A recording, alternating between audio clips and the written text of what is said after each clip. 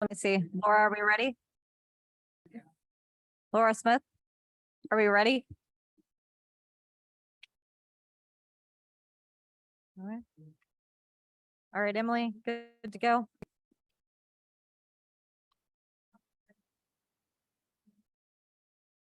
We're good? Okay.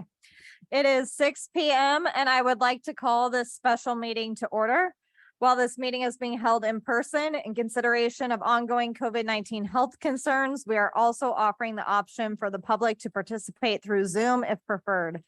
Instructions on how to participate virtually are included in the City Council calendar item listed on the front page of missionks.org. Please stand and join me for the Pledge of Allegiance. I pledge allegiance to the flag of the United States of America and to the republic for which it stands, one nation, under God, indivisible, with liberty and justice for all. Ms. Folks, please call the roll. Thomas, Here. Boltinghouse, Here. Loudon, Here. Ryard, Here. Kring, Here. Inman, Here. Josie, Here. Davis. Here.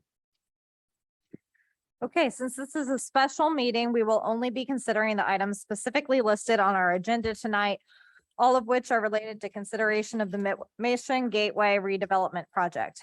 If you want to make a comment during tonight's public hearings, please complete the sign-up sheet available at the podium, or if you are participating via Zoom, please note your desire to speak in the chat feature. We will take comments from in-person attendees first in the order in which they appear on the sign-up sheet. For Zoom speakers, you will be elevated to speaker status through Zoom in the order which we receive comments in the chat following comments from tonight's in-person attendees. Please note that speakers will be limited to 3 minutes per person. When you make your comment live or on Zoom, please state your name and city of residence for the record. Also be conscientious of others trying to speak and speak slowly and clearly. We will now move on to our first agenda item. First, I will officially reopen the public hearing for the 5th amended Mission Gateway Tax Increment Financing Redevelopment Project Plan. Ms. Smith, would you like to begin with a brief presentation? Yes, thank you. So I think everyone is aware that when we had our special meeting on September 28th, well, let me back up. So both for the tax increment financing redevelopment project plan and a community improvement district petition, there are public hearings that are required by statute. And back in August, on August 17th, the council passed resolutions 1116 and 1117, setting those respective public hearings for September 28th at 6:30 p.m. here at the community center. When we got to that September 28th meeting, I think everyone's aware, there were kind of two component pieces that were not yet finalized. One of those was a preliminary development plan that had been considered and had a recommendation from the Planning Commission. And the second was a basically negotiated draft of the redevelopment agreement. So at that September 28th meeting, the mayor opened the public hearing on the tax increment financing redevelopment project plan, took some public comment. We talked about the purpose of that the TIF project plan really is kind of a higher level document that captures generally all of the project components and estimates the revenues to be generated and the eligible expenses. That is not ultimately the document that controls the granting of the incentives to the developer. That's done through a redevelopment agreement, but the public hearing is a required step statutorily. So because we didn't have those other pieces in place on the 28th, we continued that public hearing to a date specific, which was this evening, to give an opportunity for anyone else who might wish to add comment on the TIF project plan to do so this evening. Tonight, later on our agenda, we do have for consideration the preliminary development plan that has been through the Planning Commission as an action item. And then the redevelopment agreement, which has been, the draft of that has been negotiated as a discussion item. So we felt it was appropriate to, well, we had continued the hearings to this date. And so now we'll have an opportunity to take any additional public comment. Thank you. If any members of the public would like to make a comment on the fifth amended Mission Gateway Tax Increment Financing Redevelopment Project Plan, continued from the September 28th, 2022 special city council meeting, now would be the time. Do we have any signups at our sign up sheet? And anything online? No. Seeing no hands, or no further public comments. Oh, sorry. Yes, John Arnett. Hi, good evening, John Arnett, 6326 Outlook Drive. Overall, I support a development in the Gateway project. Something there is important, and I will caveat the word, define the word something here in a moment. But I trust, I have confidence in you as a group, as a council group, to weigh the benefits and the disadvantages of the TIF. I know that's a very important decision to be made. I know it affects other taxing entities in the city, not only the city itself, but for example, the school district, as it's involved in as the school district falls within the city, also Consolidated Fire District number 2, and any other taxing entities in the city. So I pass my judgment on to you, and I pass my confidence on to you to make a very important decision as it affects those taxing entities, including the city, so that the city has no tax or any detriment to the development overall in terms of the tax increment financing. So it's seen as a benefit to the citizens of the community, again, so that there's no financial burden placed on the citizens, relatively speaking, because of the tax increment financing defers some of the increase in property taxes. But overall, I trust, again, your opinions and your work, because you have a much better background, much better knowledge base to pass that judgment. And in terms of something, I wanted to find something as something is better than nothing. But again, something is as defined as something that benefits the city, not just nothing that can be developed there, but something that, again, benefits the city in your best judgment. And again, your judgment based on the financial capabilities, the financial wherewithal, if you will, of the developer, and just the project overall. I support the project overall as best seen in your judgment as an elected body. Thank you. Thank you, John. Any other public comments? Seeing no further public comment, are there any council questions or discussion in the public hearing stage? Seeing none and no further public comment, I will officially close the public hearing on the fifth amended Mission Gateway Tax Increment Financing Redevelopment Project Plan. As a reminder to the public, the council will not be taking any formal action on this item tonight. I will now reopen the public hearing on the 2022 Mission Gateway Community Improvement District petition. Ms. Smith, will you please begin with a brief presentation? Again, this is a public hearing that is required under the Community Improvement District statutes. Originally opened on September 28th and continued to this date. I would recap. So there is an existing CID in place that is a 1% CID based on changes in the project components, particularly the sales tax generators or the retail components of the project, is largely what prompted the developer's request to submit a new CID petition that would increase that additional sales tax from 1% to 2% within that established district. And 2% is the maximum that is allowed under the state statutes for a community improvement district. Thank you, Laura. If any members of the public would like to make a comment on the 2022 Mission Gateway Community Improvement District petition, now would be the time. Do you have any online comments, Emily? Any signups? Nope. Seeing no further public comment. Are there any council questions or discussion on this item? Yes, Ken? Madam Mayor, council members, I do have a concern with the increasing the sales tax to 2%. I do recognize that the reasoning behind this was a reduction of the overall food hall as part of the project. And so therefore, the requirement for funding obviously has been requested for a doubling of the sales tax.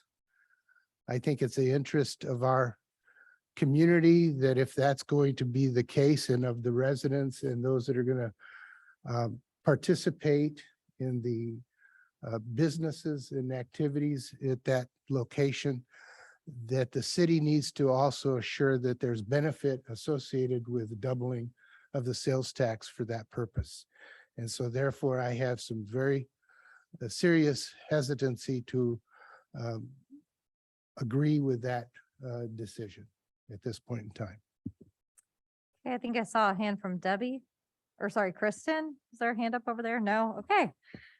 Then seeing no other council hands raised and no further public comment, I will officially close the public hearing on the 2022 Mission Gateway Community Improvement District petition.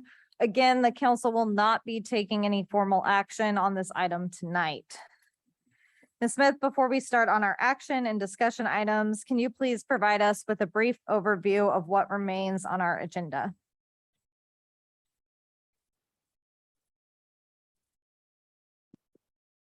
Okay, so we've talked about the public hearings, which were continued, reopened, and now have officially been closed. So we've met the statutory requirements for both the TIF and CID public hearings.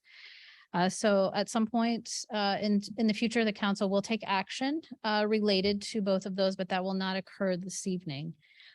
On this evening's agenda, we have two action items, which the council will consider. The first is an ordinance approving a revised preliminary development plan for the Gateway project. And we'll hear a lot more from both the city staff and the developer's architect team on that and the results and the recommendation coming forward from the October 18th Planning Commission meeting. The second action item on your agenda this evening relates to an extension for the industrial revenue bond financing. This is the mechanism that provides the ability for the developer to claim an exemption from sales tax on construction materials, furniture, fixtures, and some limited labor. This is a document. This authorization is something that is currently in place and expires at the end of this year. And when we get to that action item, Mr. Kevin Wimpy with Gilmore and Bell will share with you sort of the rationale in extending that at this time. Then those are the two action items on our agenda this evening. And then there are three discussion items, which when we get to that point on the agenda, we'll take all of those in their entirety or all together. And that is the ordinance that would make findings of fact related to the fifth amended tax increment financing redevelopment project plan, the community improvement district, and the redevelopment agreement. And so those are the agenda items before you this evening. Thank you. As Laura stated, our first action item this evening is consideration of a revised preliminary development plan for the Mission Gateway project. Mr. Scott, would you please introduce this item?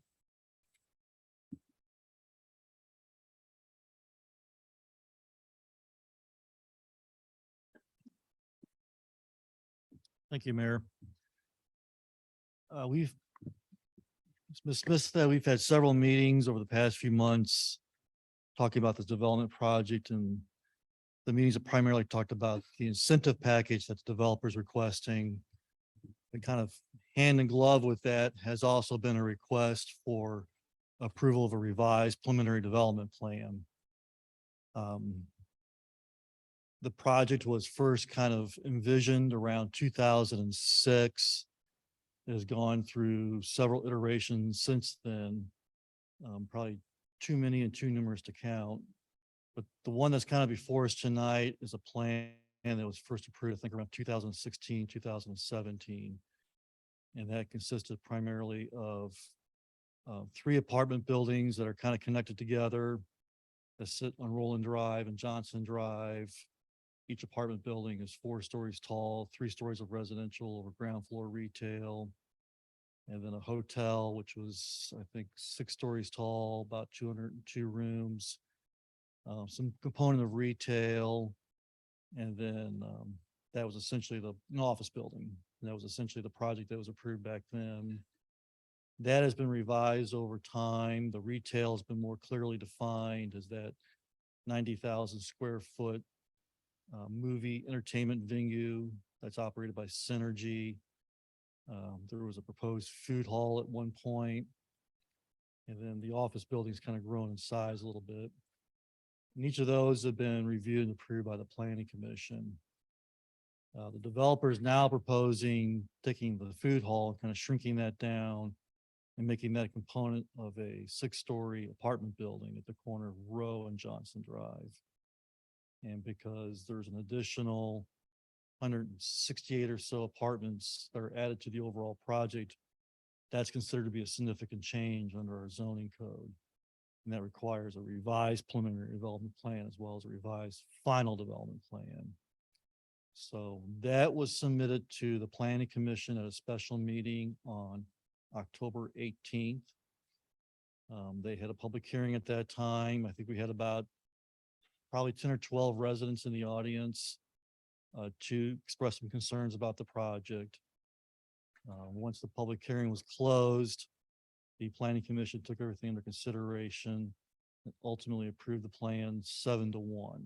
There was one commissioner that was absent that evening. So we are now here tonight for council approval of that revised preliminary plan. The developer is obviously here tonight, and he has his design professionals with him. El Dorado was the architect of record on the project, and Olson Engineering was the engineer of record. Both representatives are here tonight. So I think I'm going to stop at this point, and I'm going to kind of give the podium to Matt Valenti, and he's going to take you through the project overall and the changes that have been made. His architect and engineer can kind of speak to some of the technical components of that. Once he's finished with his remarks, Carrie Caneller, our city planner, will give her staff report. And then at that point, we can open it up for questions that you might have. Great. Thank you, Brian. Matt, you want to come on up? If you want, you can put that first one up. If you'd like.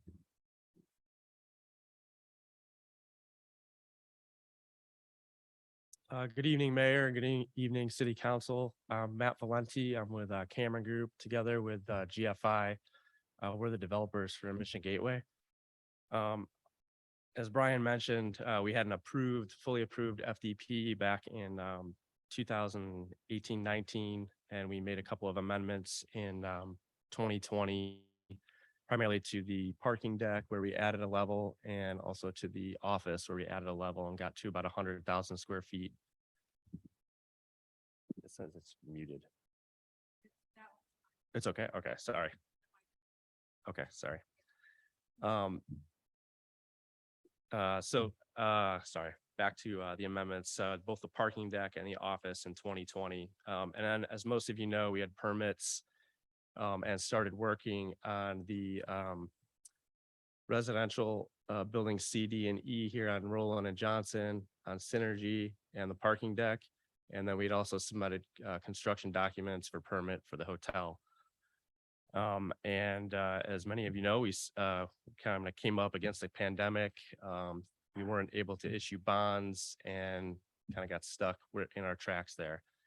As the financial markets came back and the bond market started to come back, we got back in touch with our lenders, and one of the things that they really required of us was to de-risk the project, which meant taking some of the riskier asset classes and shrinking those, and then actually increasing the more stable asset class. So they really see retail and especially the food hall as a very risky asset class. We had to shrink that. And then multifamily being the most stable asset class and actually increase that. So primarily what we did there was we kept the C, D, and E more or less the same. Synergy is the same. The parking deck is the same. The hotel and the office are the same. And then where we had a 35,000 square foot food hall, we shrunk that down to 15,000 square feet of food hall underneath 5 levels of apartments, more than doubling the number of apartments on the site now. One other change that we did make, we did shrink the number or the amount of small shop retail along Johnson here underneath the residential. So that area now is going to be amenity space for the residential. Prior amenity space was up on the 2nd and 3rd level. Over here on this side of Roland of building C. So that all that amenity space is now going to be at ground floor on Johnson, including the leasing office. And then we'll still have some small shop retail on either end cap of that building. All of the small shop retail that was along Roland stays the same. So big restaurant end cap spaces here, here, and here. And then small shop retail in between, all served by some surface parking in front of that. And then of course, there's 700 surface spaces at ground level there. You know, I think one of the things that people, you know, probably look back and really liked the old food hall. It was a big destination. And I think, you know, one thing to point out was although that building was like 35,000 square feet, the actual food hall itself was probably only about 20,000 square feet. There was an additional sit down restaurant in there. There were some meeting space rooms. There were actually golf simulators in there. So, you know, in contrast, the 15,000 square foot food hall here is not that much smaller, but a lot of that other space in there that, again, was kind of seen as more of a risky asset class has been shrunk down and replaced by something that's more of a stable asset class in the additional apartments.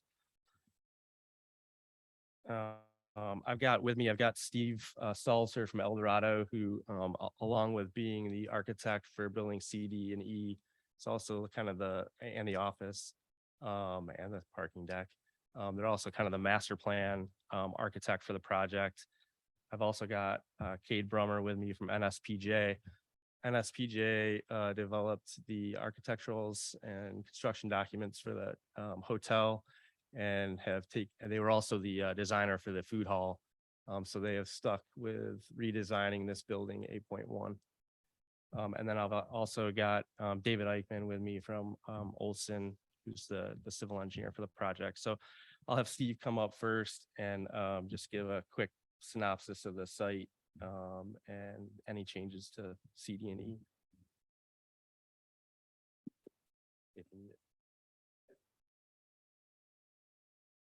Hi, I'm Steve Salzer with El Dorado Architects.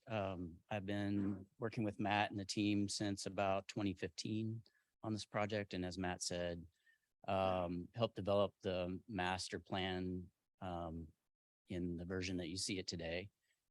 We are the architect of record for the office building, the parking garage, and building C, D, and E, or building 2 is what we call the 3 wings together.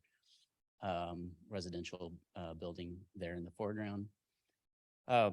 Matt kind of hit the highlights of the building 2 changes pretty succinctly. Basically moved the amenity space from building 2 down to level 1 on the north here, which put it at a more central location for combined residential use in that area and put it more centrally located to the pool that is kind of on the backside of the building in that zone, and replace that space with about 8 residential units, or exactly 8 residential units that were on levels 3 and 4 on the very far end of, on the north end of that wing in this location. So other than that, the plan for that building has not changed. It's a pretty minor change, really. The biggest revision is really this new building on the corner here, building A.1 as it's referred to in the site plan. And I can hand it over to Cade if you want to walk them through that.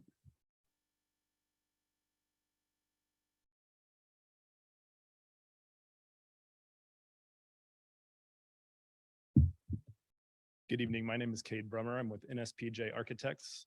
Our firm has been in the industry of residential environments for about 60 years. In the last 15 years, we've really gotten into a lot more mixed use and multifamily, and that's where my experience lies as a project manager and architect. I've been with NSPJ for 11 years. Just to give you a little bit of background as to how we were involved on this, as Matt mentioned, we were involved in the design of the hotel on the corner of Roland and Shawnee Mission Parkway. Since then, we were asked to participate in a food hall at the site we'll be discussing today, which is building A1.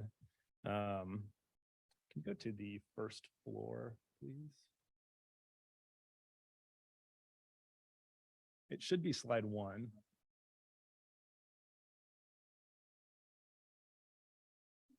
Okay, I don't know if you could see this, but basically this represents the first level of A1. I'm going to give you a few basic facts about the building. It incorporates 195 multifamily units.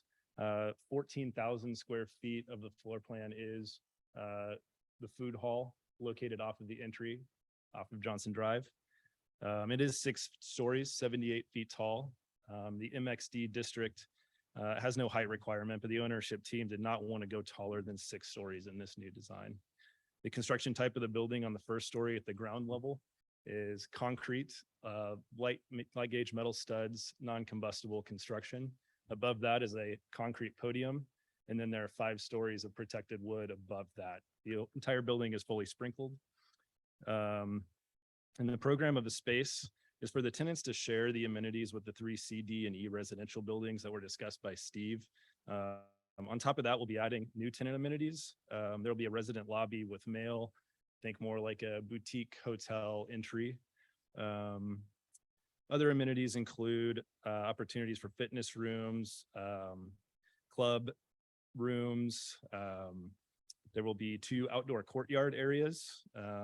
They will encourage outdoor social activities and tenant interaction. We'll be pursuing opportunities along the lines of like outdoor lounge spaces, an outdoor kitchen, yard games, tenant garden, fire pit. There's a lot of things in these projects that can bring to the tenants as an amenity. There's also on the second floor, which is not depicted on this plan, there's a rooftop terrace in this area, which overlooks this amenity court. And as I was describing, those are the 2 amenity courts in between Synergy and the new building. Let's see. One of the key components that we discussed as a design team in developing this design were the Johnson Drive design guidelines, and basically saying that we wanted diversity of architectural design, which is encouraged. This is the last building to be designed in the development. Sorry, would you mind going to the one of the overall perspectives? Yeah, just kind of the bird's eye view would be great. Yes, that's great. Thank you. Perfect. As the last building to be designed in the development, it has a lot of precedent materials in the development. It's a sister to the similarly tall 6-story hotel, and it borrows a lot of materiality from that one. We took a lot of design concepts from the precedent hotel and tried to tie it together with the materiality from C, D, and E. The goal is to offer a variety of design on which you can rest your eye, and it's not just a large monolith. Here we're trying to provide harmony and not monotony. One of the goals, knowing our primary objective for the owner was to provide density in housing. We only had so much lot to utilize, so we had to go vertical on this one. Generally, we think that it's an add to the project because it does create a framing to the scale of the project. So if you consider the 95-foot office building, the 6-story hotel, it really kind of frames and cradles the 4-story portion of the building, as well as sort of concealing and creating an environment for synergy and the areas around the parking structure. Can we go to the perspective of the entry off of Johnson Drive, please?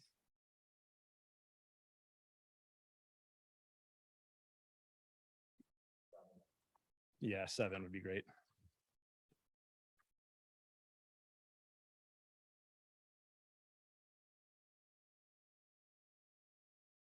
So you can see on building B, D, and E, the primary materials are metal panel and stucco highlights. We mirrored this strategy. However, as we discussed, we wanted to approach it in a different manner while utilizing the same material palette in a unique way. The primary exterior material are aluminum metal panels in 2 colors of gray. Primary masses, as you can see represented here, that is what we consider the open joint or concealed joint metal panel system. These are materials that are consistent with a type A or class A multifamily development. There are wood tones within the balconies. It's important to note as well, this project does offer every unit the opportunity for a balcony. So whether it's a studio or 2 to 3 bedroom, it will have a balcony. So going back to some of the Johnson Drive design guidelines, one of those is the large buildings should be designed to reduce their perceived height by dividing the mass into smaller scale components. Could you go to the rendering from Rowe and Johnson, please? Yeah, 8. Perfect. So basically, we do have a 5-story mass to work with. We broke that down into sort of different forms which interweave with each other, creating a texture at the streetscape. We also utilize buff colored masonry here, as I'll discuss, to create a more pedestrian environment and scale. So one of the other design guidelines is to create a strong sense of pattern, shade, and shadow. Vertical and horizontal datums are encouraged.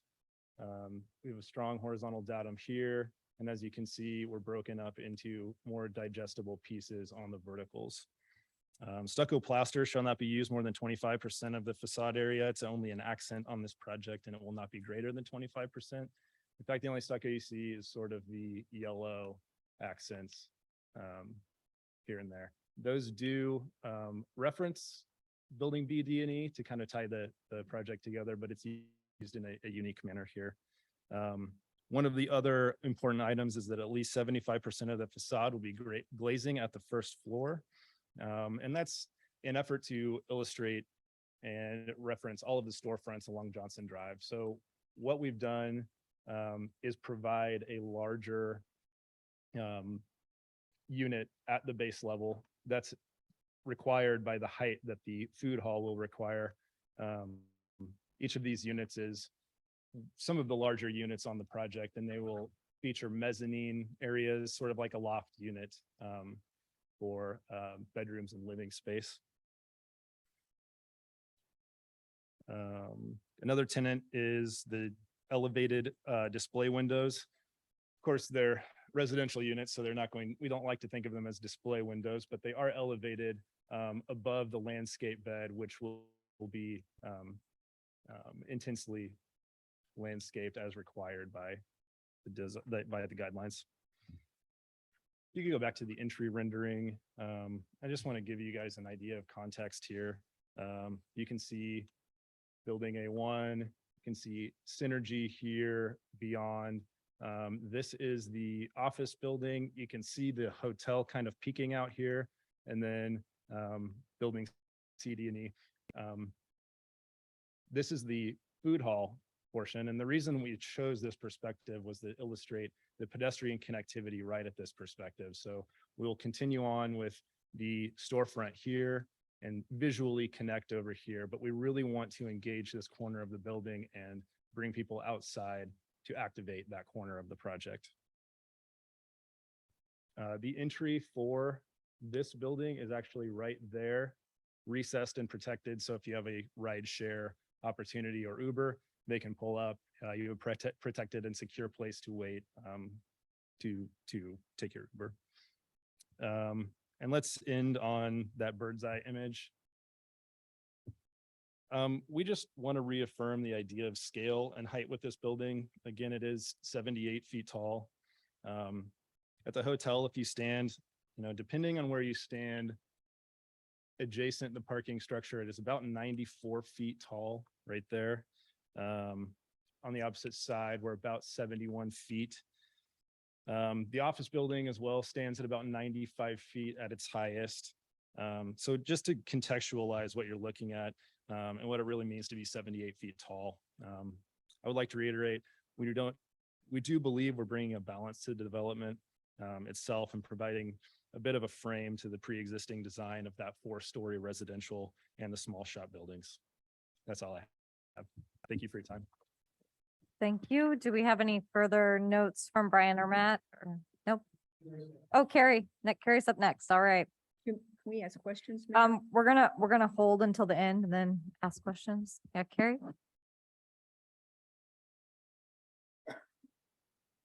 Thank you, Mayor. I'm going to keep this brief because I know everybody's up to speed now. I know you've seen enough of this project in this many iterations, so we'll just get on with things. I do want to mention that the final development plan was approved in 2017 for this project. The main component that's different on this one is the building A1 and the reduction in retail. The building A from 2017 plan was a single-story structure with 3 retail tenant spaces and a food hall for about 14 vendors and open dining hall. Building A1 in the new proposal is 6 stories, primarily multifamily residential with a smaller food hall on the ground floor. There's also mezzanine kind of podium style apartments on the northeast corner of the building with amenity spaces for your entry and 5 floors of residential above the ground floor. Total height, like they mentioned, is 78 feet and 2 outdoor resident courts with amenities located in the rear between the structure and the entertainment center are also part of this plan. Residential use on the site has increased by 204 units or 121%. Parking has remained essentially unchanged since the 2017 and the 2020 iterations of this plan. All parking, by the way, will be constructed with phase 1 of this plan. And after the planning commission in October on the 18th, staff did request that a parking study for the shared parking was done. So we do have that, and that should be part of your packet. The MXD didn't really address the shared parking component of this, how you would have some off-peak and on-peak sort of churn of the parking areas here. So that study, I'll get back to that in just a minute. Did want to go through the analysis of the code and area plans really quickly. Staff concluded that the project does generally conform to the comprehensive plan and the East Gateway redevelopment plan. Also, the intent of the MXD is met with the residential use above retail structures. However, with the increase in residential units in building A1, there are potential parking and pedestrian circulation issues created by this building A1 that should also be addressed. Staff concluded also that the uses and height are in conformance. The requirement for a 30-foot setback of 30% of the building frontage is a minor deviation that wasn't addressed in previous plans that I just wanted to mention with this one. With our calculations, it's just a very minor deviation this time. Per the municipal code, there's a deficit of 168 spaces. That's the quantity of spaces. However, again, with the parking study, staff does concur that the shared use of parking spaces on site have been met with that study and the data analysis that came out of that. the reevaluation of ADA access for the proposed fourth apartment building prior to the issuance of any building permit should be approved by staff as well. We had a little bit of an issue with determining where, not the quantity of ADA spaces, but where those are actually allotted on the site. And so we wanted to make sure that we have that correct before issuing building permits. The project generally meets the goals of the Johnson Drive Design Guidelines. And staff concludes that the landscape plan fulfills the requirements set forth in municipal code as well.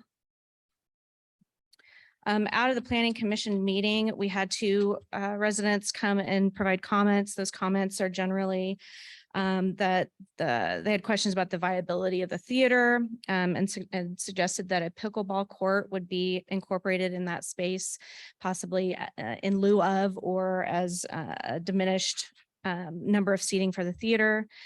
Also a question was the financial responsibility of the developer, viability of the theaters, again, opposition to using TIF, impact on infrastructure, the existing infrastructure, and long-term affordable housing component, whether that affordable housing was going to be long-term or not.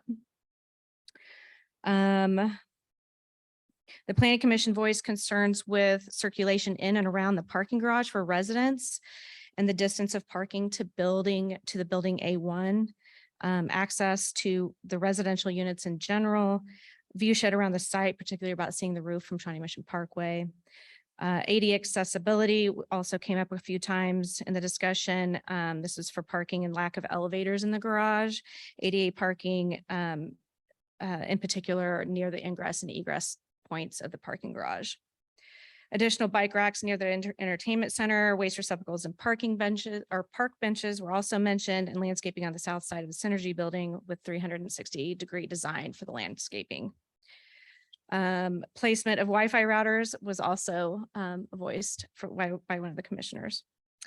There were 18 conditions with recommendation of approval by the planning commission. And that parking study, like I said, staff did concur that the quantity of parking was adequate according to the analysis by the professional consultants hired to do that study. And that concludes my report. All right, thank you. As a preview for everyone, we will do public comment, then take a motion, then have council discussion and questions. So is there any member of the public who's part? Oh, yes, Laura? Oh, okay. Sure.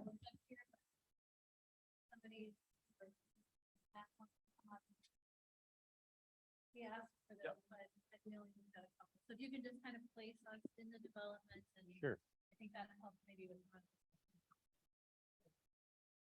So this perspective is looking from the corner of Johnson Drive and Roland. So this is building C over here, building D and building E. The hotel kind of sits up there at the top. This is one of the kind of cornerstone restaurant locations in the project. It's got outdoor seating here that's covered. You can kind of see the lit up ceiling here. So there's a big outdoor space there that's covered for the restaurant. And that's all indoor seating. Another restaurant location there and there. And then this is actually a wider sidewalk than the rest of them. I think it's a 10-foot wide sidewalk, and that connects to the bike path going down Martway. So that's actually kind of a connection that is unfinished right now that actually connects the bike path from Martway to going across the street, across Johnson. You can go to the next one. This is what we've kind of referred to as the pocket park. So this is just looking on the inside of building C, D, and then E would be, we'd have our backs to building E. And the parking deck would be here to your left. All your pedestrian apartment access would be off of level 3 there. Again, you'd have outdoor seating for restaurants. These are the other 2 restaurant locations, and their outdoor seating would be along the backside there in the pocket park. There's a little stage here. And then you can't see it, but to the left here, you would have kind of a closed off space, and there'd be amenity area for the apartments there. That's where the pool would be located.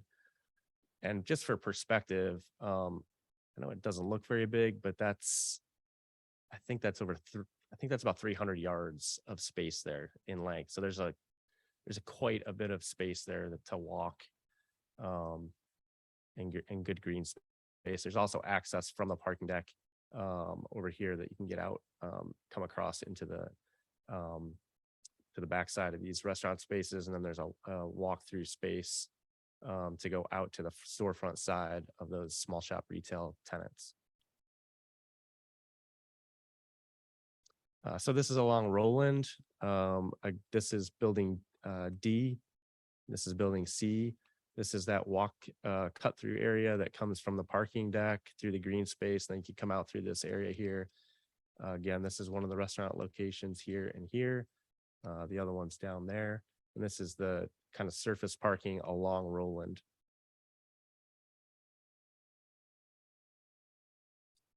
That's not a good, that's an old one.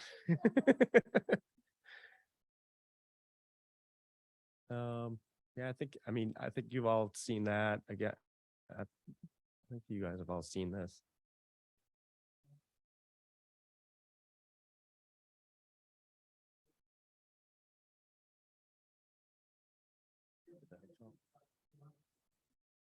Yeah, I don't have one for Roland, so it'd be over here is what you're looking for. Yeah, I don't have one. We probably have a perspective in the elevations, but it's not rendered. Well, do you have any of the FDP plans or no? Yeah.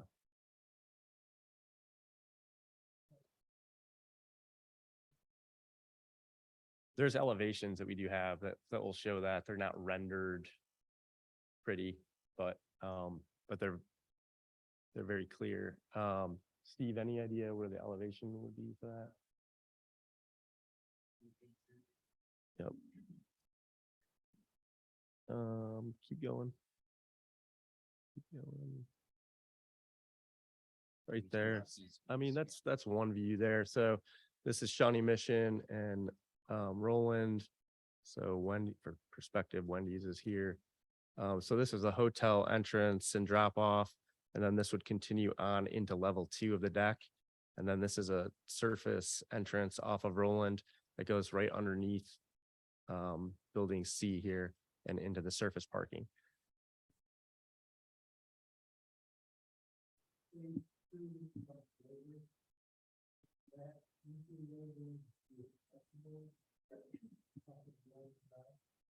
This will be 100% accessible, yes.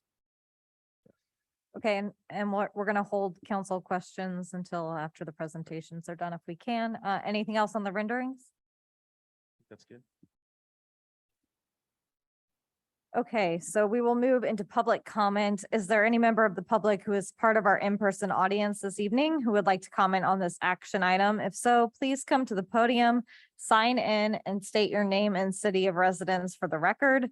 If you are participating virtually and would like to comment, please note that in the chat feature, and we will elevate you to speaker status in Zoom, and you can make your comment. Do we have any in-person signups? Seeing none. Emily, do we have any online? Seeing none.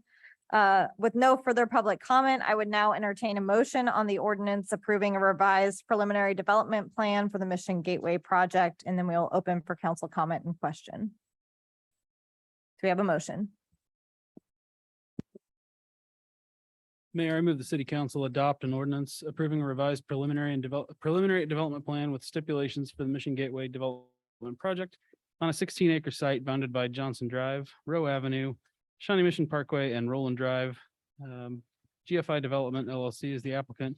Planning Commission case number 22-27. Second. Right, we have a motion and a second. Any discussion? Again, as we go through council comments, let's do one question from each person, then we'll return after everyone has a chance to discuss. Any questions from council on the PDP? Yes, Ken?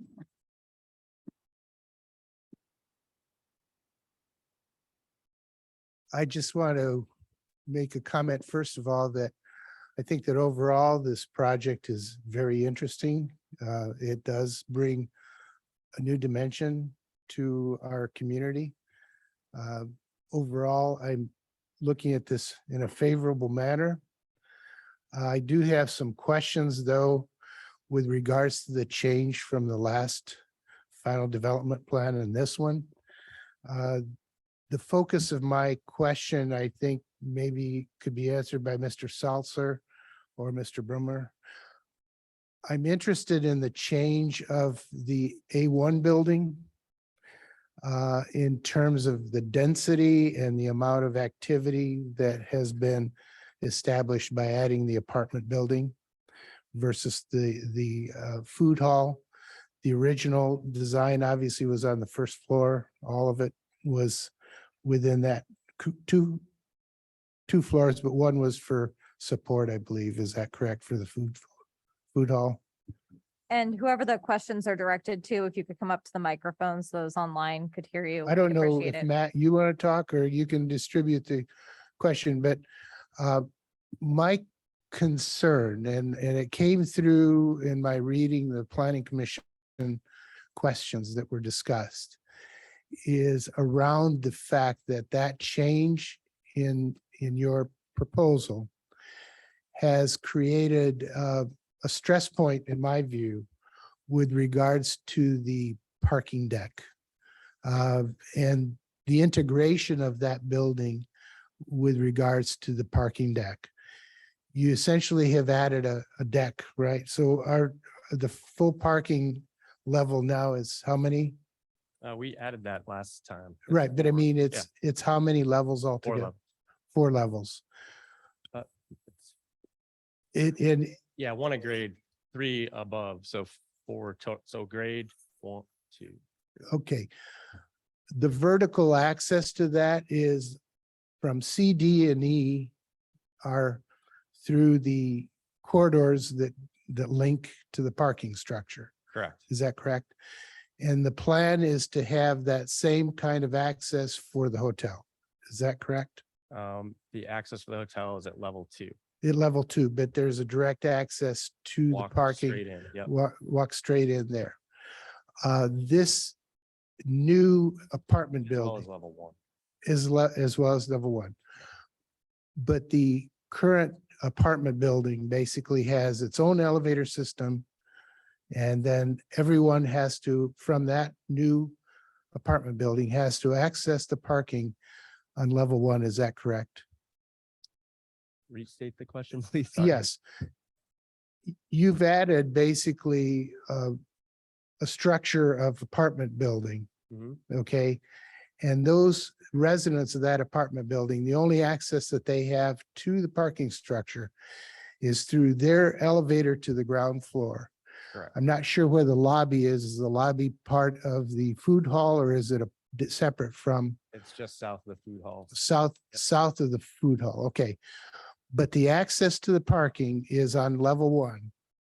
And then there is no vertical access for those individuals, except, is there a stairwell that goes up to all the, They could either use the stairwell or they could walk into building E and go up the elevator. there is access for, even though they're not residents of that building, they can use that elevator Yeah. to go up to all structures? There's connection points at 2 and 3 or 3. Level 3, Level 3. Sorry. There's no connection at other levels. primarily because the residential will park on level 3 primarily The residential for C, D, and E. for C, D, and E, and A1, and also at ground level. Well, A1, they will have to go into either E, building E, and then access the corridor for level. They can either come out, go up a stairwell to their space. They can come out, go into building E, go up the elevator and into level 2. They could park. There they are could no, park at grade. are They these could park at assigned, grade. are these assigned spaces? No. So none of them are assigned Correct. spaces. Okay. My big concern is that with that addition of that building, you've really created no vertical access. And I'm not talking about ADA. I'm talking about vertical access to all levels of that parking structure. And that either they have to go to one of the levels that has access to C, D, right? Yeah. C, D, or E.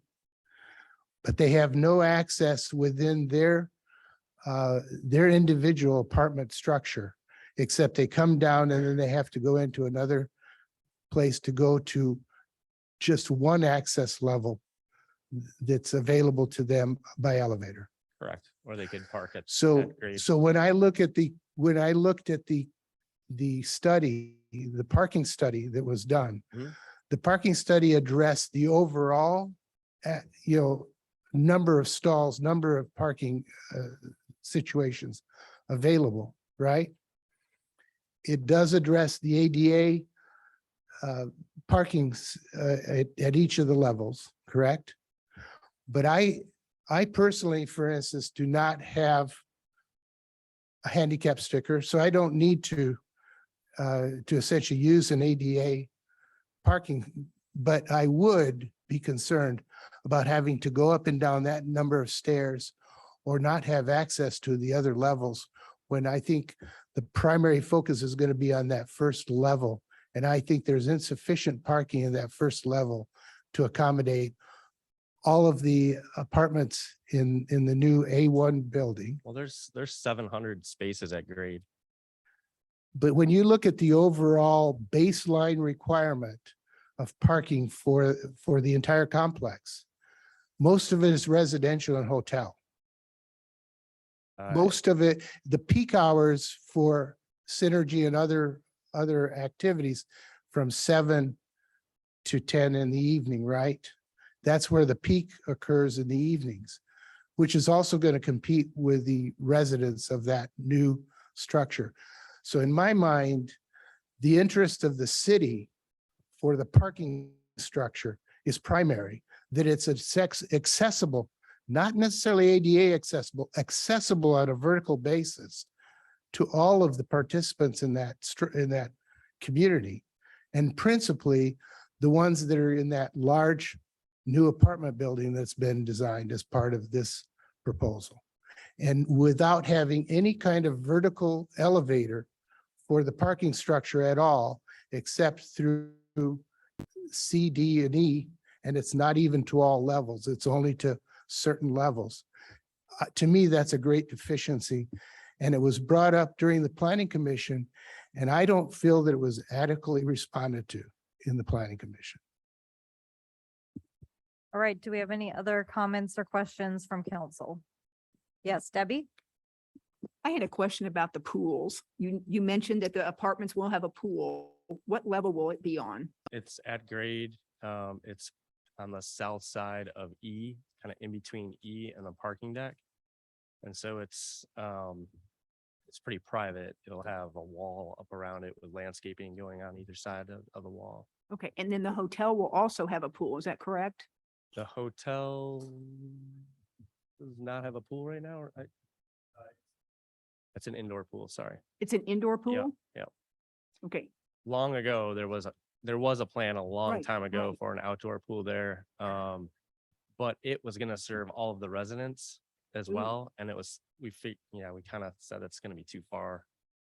okay, so you have an indoor pool at the hotel and an outdoor pool at apartments, is Yeah, that correct? yes, correct. Okay, one quick question. What are we looking at, since there's an increase in apartments, what are we looking at in terms of security? We will have we'll have a security system of cameras, obviously. We will have all the what do you call the pole, the blue light pole, emergency call, pull buttons, I guess they're called. And then we'll have our own, security 24/7. Okay, and where will they be located? So in the amenities, there's a leasing office in the new amenity space on Johnson. Mhm. So they would office out of there. Thank you. All right, any other questions on the PDP? Yes, Emily, are you reading it or is she reading? Okay, yep, Councilmember Thomas, your go. Thanks. Can you hear me okay? Yep. Great. Apologies for not being there in person, everyone. I am under the weather. And this might be a question for Matt or Brian. What's the total amount of green space on the site?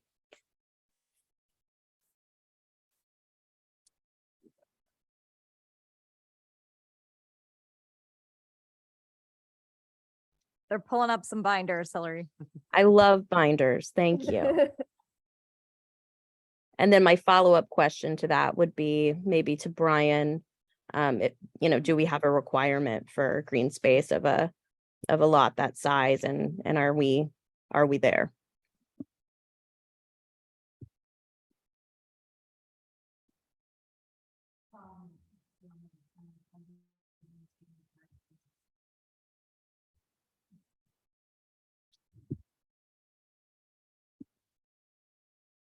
Brian, do you want to speak to the requirement piece first? While they're looking.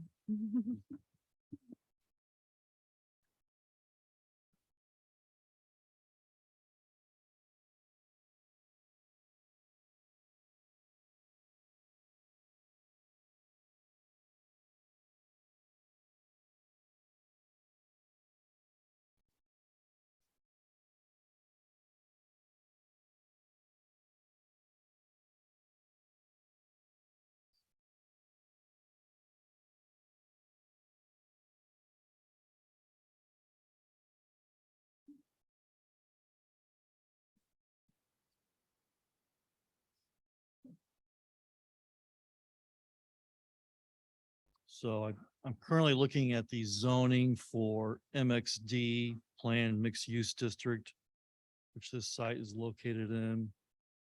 And there is no specific percentage or designation of green space for the MXD. Rather, it speaks to setback requirements and then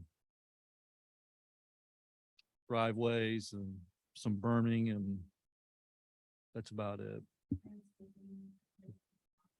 Yeah, And some of the landscaping was addressed by the stipulations from the planning commission. Is that correct, Brian? correct. And the setbacks were all within the zoning other than what Carrie mentioned with the minor variance. Correct, yeah. Those were previously approved and previous iterations, and none of that's changed really. So what was the second I part of think the the second question was for Matt and his team as to what is that total green space? Yep. Do you have that number? Okay. Whoever is speaking, remember to speak into the microphone. Could you go back to L201, please? So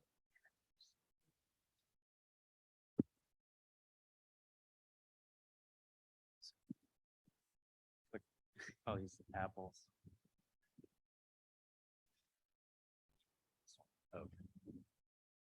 Okay. Yep. So public open green space, which Sorry, if you go to L1. L108 is what Matt's looking at. Yeah, that one with the green there. so the green areas are what we are calling public open space here, which don't include some of the public spaces, for instance, in front of the hotel. But those actually add up to 67,000 square feet. And then there's private open space in the yellow spaces there. So the pool area is the furthest to the left there, Debbie. And then the private space for the new apartment A1 and for the hotel, that adds up to another almost 24,000 square feet.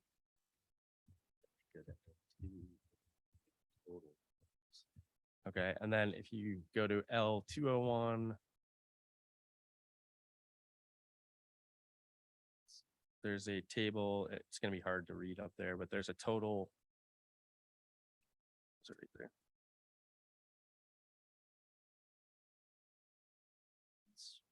Let's just.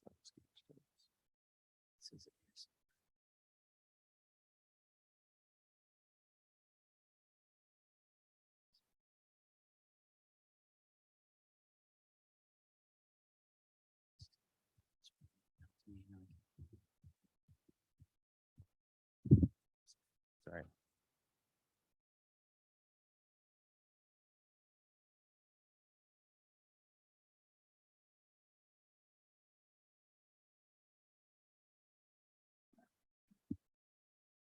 So that's about an acre and a half of public green space. Is that correct? Yes, of 16 acres. Yeah. of 16 acres. Okay. And then total landscaped area is 138,450 square feet. Hillary, does that answer your question? That's helpful. Thank you. That's Yep. 19.6% for the public landscaped area. Is 19.6% is the- green For space? the landscaped area, yeah, Okay. of the overall site. Right?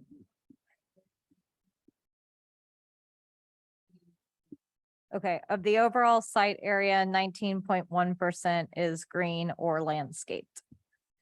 Okay, thank you.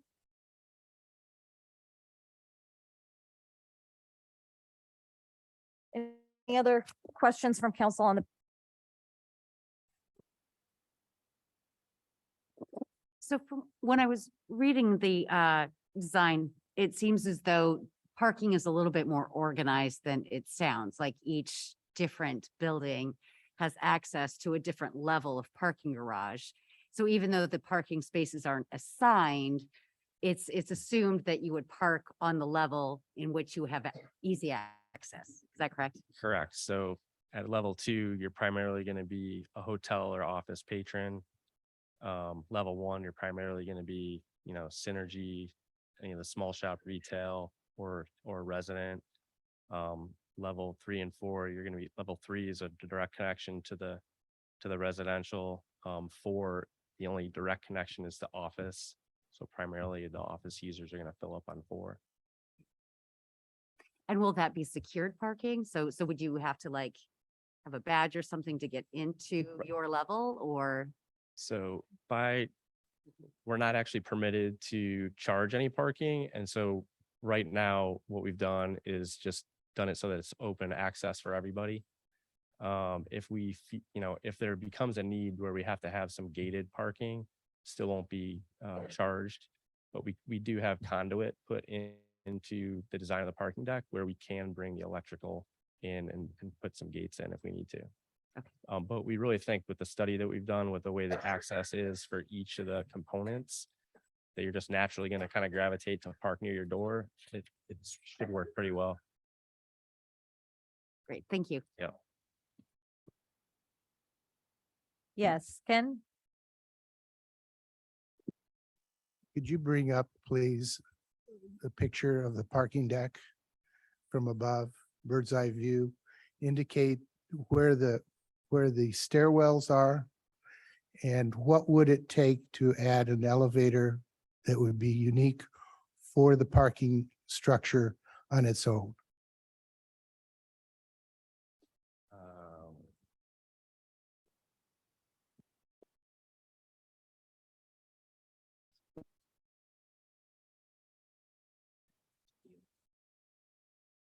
Yeah, we're probably better off using that. You go to the 050 sheet in the FDP.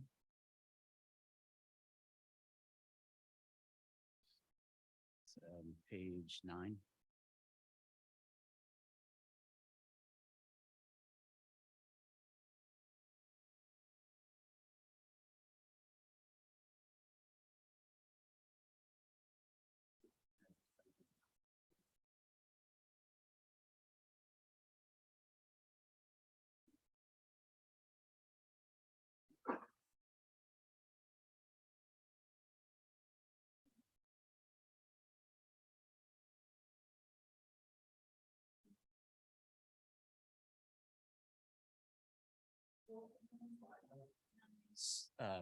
Sheet 9. A050. Yep. Oh, it's that's different. Yeah. Okay. That's the overall. Okay. Area. So we've got, can't even see it on there to be honest with you.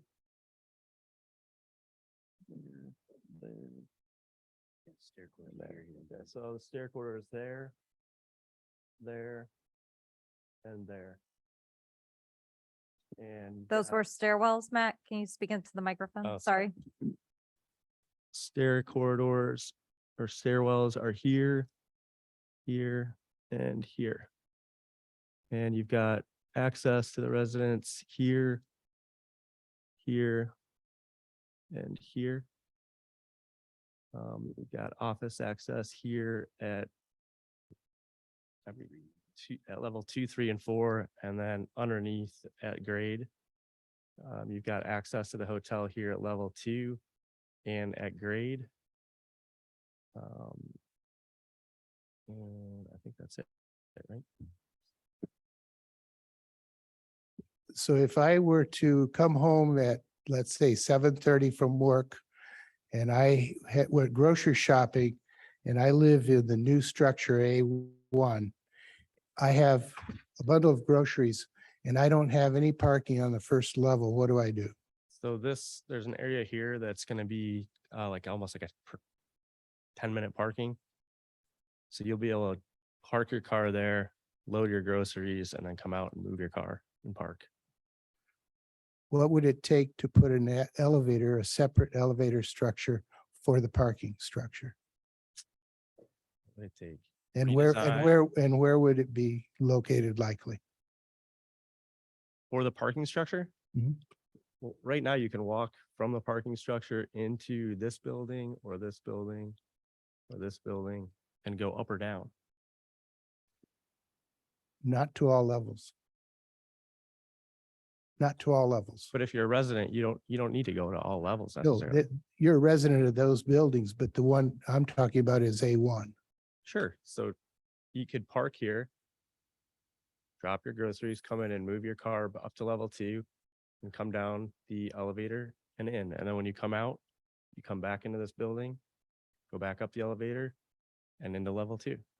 But none of the other levels are accessible by elevator. Into the deck, correct? Correct. So how many levels are not accessible Or, by sorry, elevator? level 3. How many levels are not accessible by elevator at all? 2. And then there are 2 upper levels. Ground floor is accessible and level 3 is accessible. And other buildings provide accessibility to other levels Right, by correct. elevator, right? But none of them have accessibility to the top 2 levels. Is that correct? No, the office has accessibility to the top level. Level 3 is the residential, level 2 is the hotel, and at grade is anybody could Okay. conceivably park at grade. Answer my question, which was, what would it take to put a freestanding elevator to all levels of that structure? We'd have to do redesign of the parking deck. It would be time and money, and I'm not sure where, I'm not exactly Well, sure. it where- was time and it's been time and money to do a lot of different things Sure. in this. That to me, you've changed significantly the density of this structure. And you have not accommodated the parking you've not integrated the parking for that building, for that apartment building into the full design of this plan with regards to parking needs. I think there's enough parking on level 2. You keep For deflecting the level one- questions both for me as well as for the planning commission. I keep hearing a lot of deflection in terms of this issue of accessibility, vertical accessibility to this parking structure. A parking structure that already has insufficient number of parking for the activity that's going to go on, especially in the evenings from 7 until 10 o'clock in the evening during weekdays. I think that they have addressed your question and which is that I'm it's not sorry, I designed do not for an believe- elevator. I do not believe that they have addressed this question. They have not addressed the question with regards to the planning commission or my question. Not getting the answer that you would prefer isn't the same as not answering. I think they're saying that they don't have it and that they would have to completely redesign the parking structure. Is that correct, Matt? I'm not sure that completely redesigning the parking structure is an actual answer to this. You've got architects here that can speak to that question. I'm asking for that question to be. We'd have to do redesign. And we'd have to find a place to put it. We believe that we are adequately providing parking and vertical transportation for those residents. And we believe that the parking structure as designed allows them to get to where they're trying to go via elevator. I don't agree with you.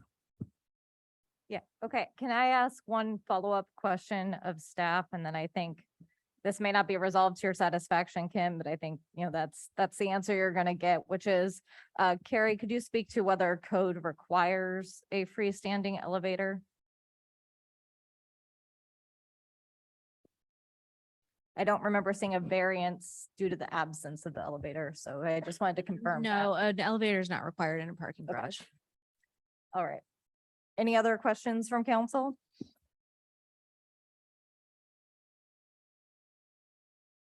Sorry, Emily, what? After everyone was finished? Okay, seeing no other hands here. Hillary, do you want to make your additional comment?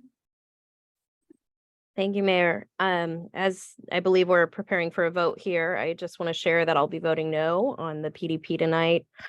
I believe this project plan and its elements, its aesthetic, and its phasing are not a good fit for what I consider to be the entrance of Mission. We've waited a long time for a worthy project on this site, and I don't think this is it. Thank you. All right, any further council discussion? Yes, Ken, do you have a question on another topic? No, I just have a comment similar to Councilman Thomas's.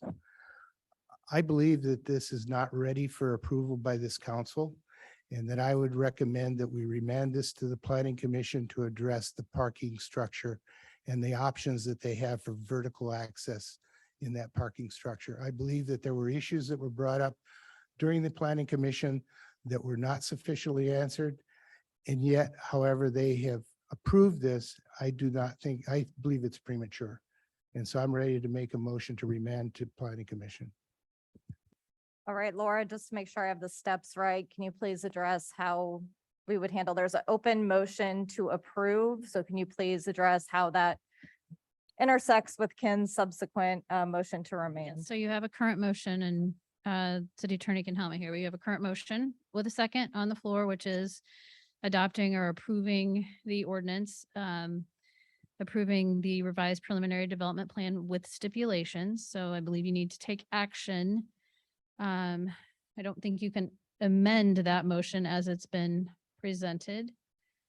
So I believe you would take action on that motion All right, initially. I do understand that there are some who feel like the issues weren't addressed, but the planning commission obviously did vote 7-1 Correct. to recommend it with stipulations that they felt where they had outstanding issues of concern. okay. So I believe, Robin, will you please call the roll on the original motion?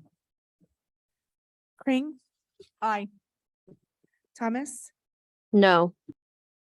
Boltinghouse, Aye. Inman, Aye. Davis, No, Ryard, Aye. Loudon, Shosse, Aye. motion carries. All right, and because that motion carried, the motion to remand is moot, right? Okay. Thank you, everybody. We will move on to our second action item. Mr. Wempe, will you please share with the council the purpose of this ordinance, which is the ordinance approving and authorizing the city of Mission, Kansas to enter into an omnibus amendment of bond documents relating to its taxable industrial revenue bonds. Aryeh Realty LLC project series 2018. Good evening, Mayor, council members. I'm Kevin Wimpy with Gilmore and Bell, the city's bond counsel. Nice to see you all again.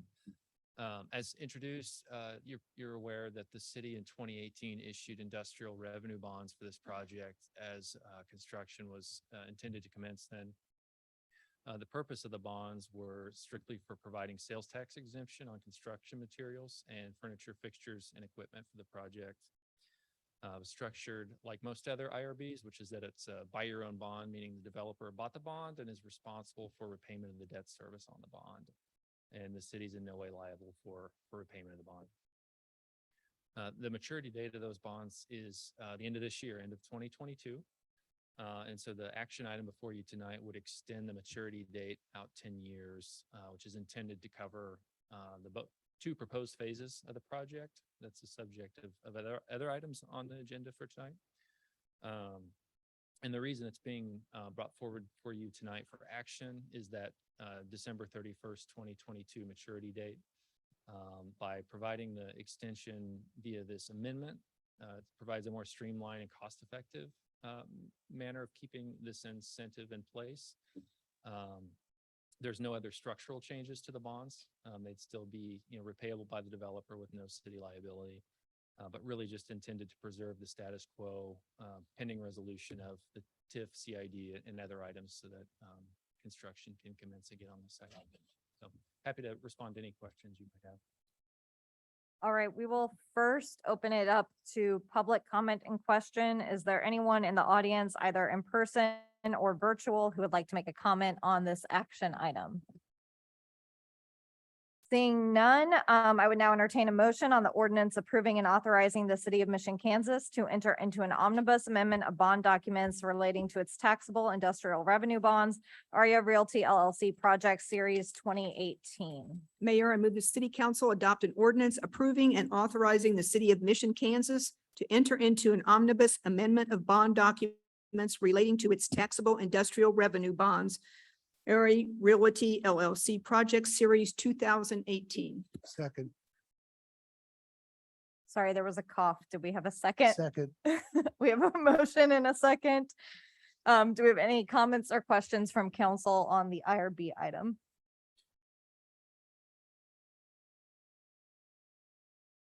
Seeing none, Robin, will you please call the roll? Sorry. Boltinghouse. Aye. Davis. Aye. Pring. Aye. Josie. Aye. Thomas. No. Ryard. Aye. Inman. Aye. Loudon. Aye. Motion carries.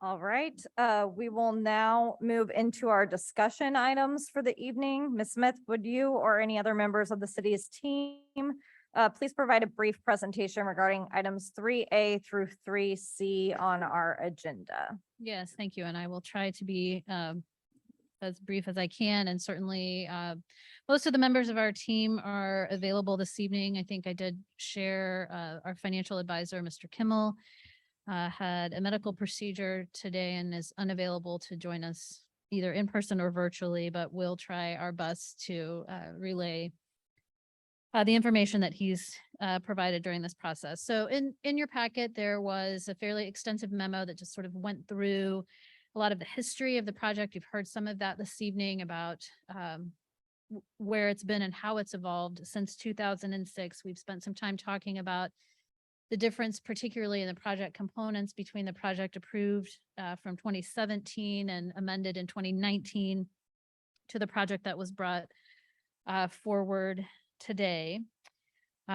We concluded our statutorily required public hearings on the TIF and the CID with the meeting this evening. And so there are really 3 remaining action items to be considered by the council in connection with this project. One of those is an ordinance which would potentially adopt the 5th amended tax increment financing redevelopment project plan and terminate the existing TIF that exists on the site. So there is a TIF district on site. That clock started in 2019 and it is running. Similarly, there would be an ordinance that would consider adoption or replacement of the community improvement district. Again, there is an existing community improvement district on site with the clock that is running. So either approval of the new and or termination of the existing or potentially or 2 of the remaining action items, along with consideration and approval of a development agreement.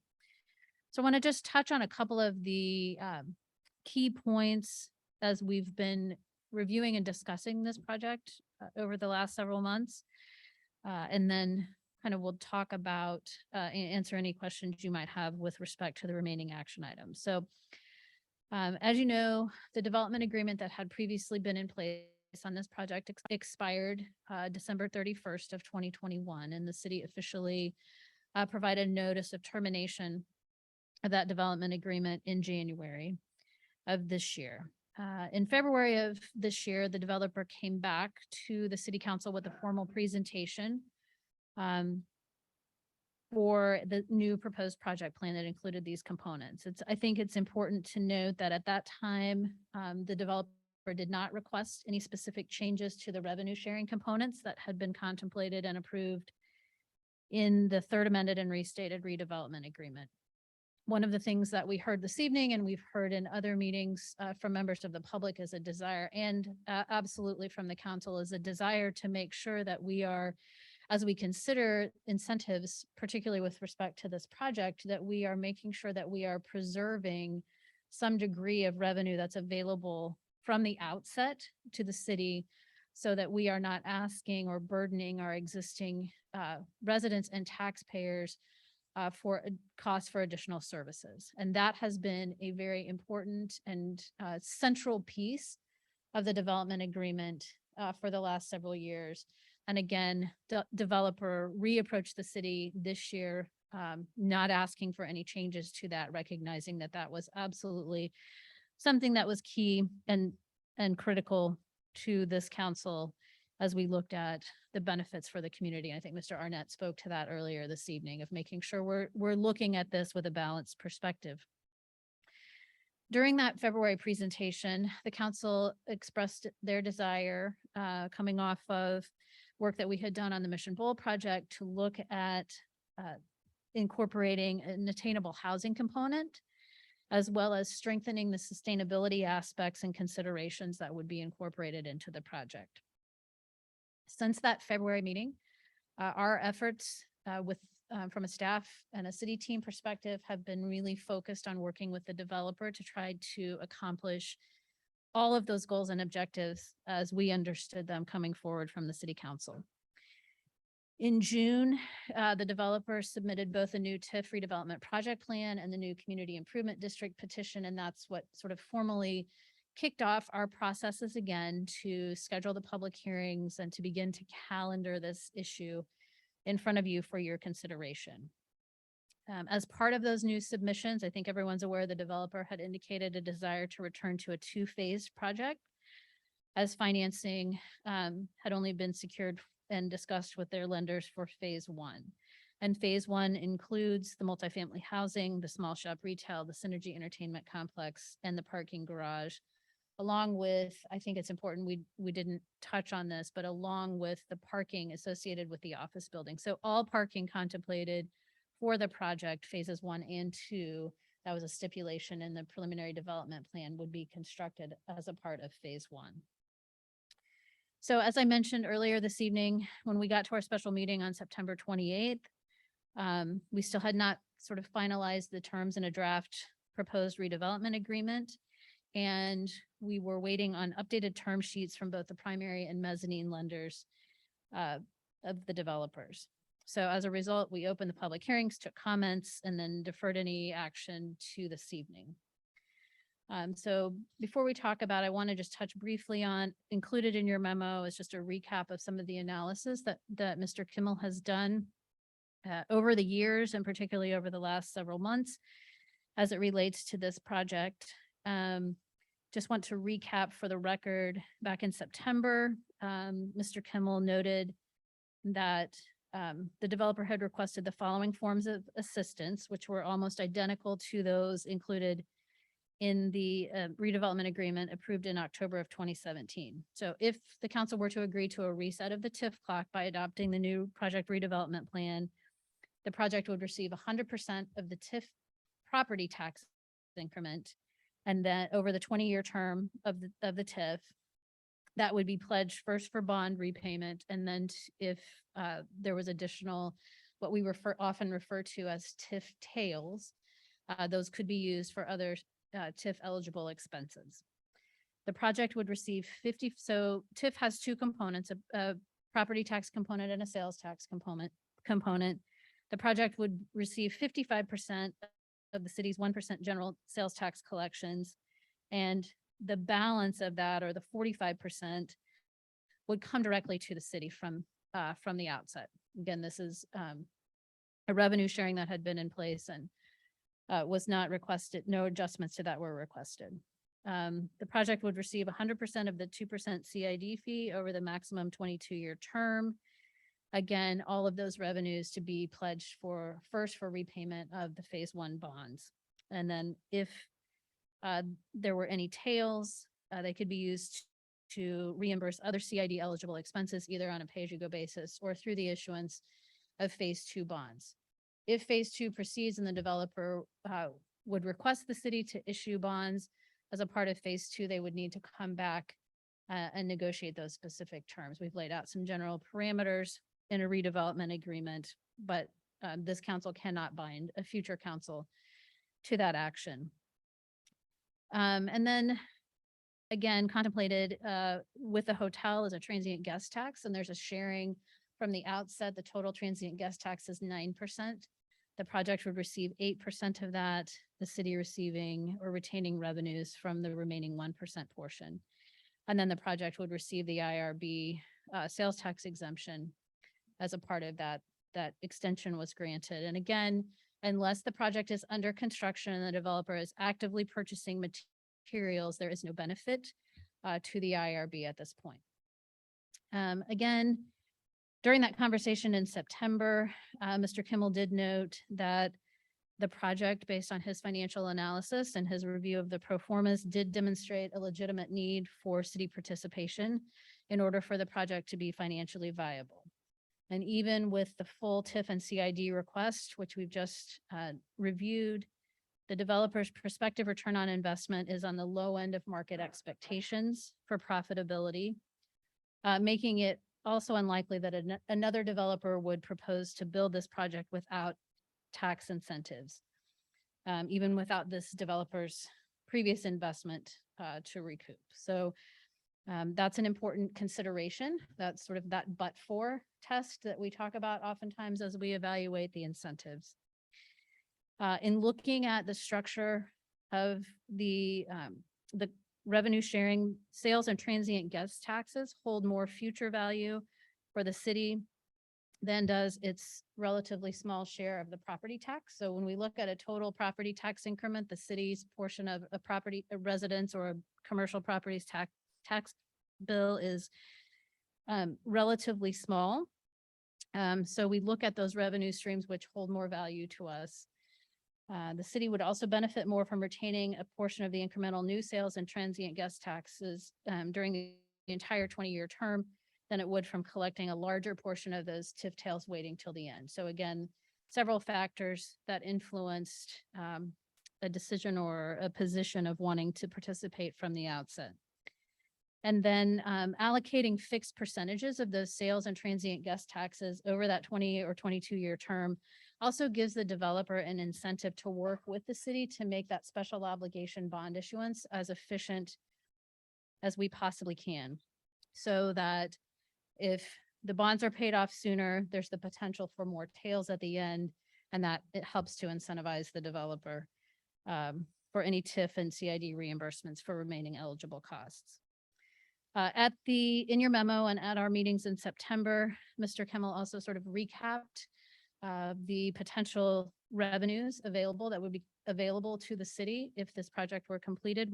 We looked at that in two different ways. One, if both phases 1 and phases 2 of the project were completed, the city was looking at about $26 million of incremental sales and property and transient guest taxes from the project.